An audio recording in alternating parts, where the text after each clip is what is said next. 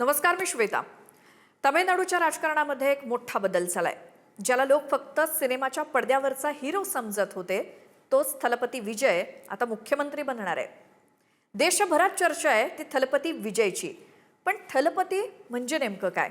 आणि ज्या नावानं आज तामिळनाडू दुमदुमतंय म्हणजे थलपती, त्या विजयचं खरं नाव काय आहे ते मी तुम्हाला सांगते. तामिळनाडूचं राजकारण हे नेहमीच सिनेमांभोवती फिरत आलंय. जयललितांनंतर तमिळ जनतेनं लाडक्या कलाकाराला डोक्यावर घेतलंय. पण अनेकांना प्रश्न पडलाय तो म्हणजे थलपती हा शब्द आला कुठून? तर थलपतीचा तमिळ भाषेमध्ये अर्थ होतो कमांडर किंवा सेनापती, जो आपल्या सैन्याचं नेतृत्व करतो, जो संकटात आपल्या लोकांसाठी ढाल बनून उभा राहतो, तो म्हणजे थलपती. पण विजयला हे नाव असंच मिळालं नाही, तर 90च्या दशकामध्ये रजनीकांत यांना थलपती म्हटलं जायचं. पण विजयच्या चाहत्यांनी त्याच्यावरच्या प्रेमापोटी आणि त्याच्या नेतृत्वाच्या गुणांमुळेच त्याला हे नाव दिलं, टायटल दिलं. आणि आज विजय फक्त एक अभिनेता नाही, तर तामिळनाडूच्या तरुणाईचा कमांडर सुद्धा बनलाय. पण थलपती विजयचं खरं नाव काय? तर जगासाठी तो फक्त विजय आहे, पण त्याचं संपूर्ण खरं नाव आहे जोसेफ विजय चंद्रशेखर.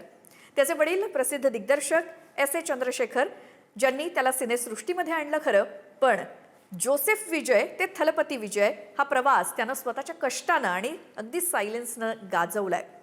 तर विजय कधीच जास्त बोलत नाही, त्याचं काम बोलतं असं त्याचे चाहतेच म्हणतात. आणि हाच त्यांचा रियल हिरो आता रियल हिरो बनलाय.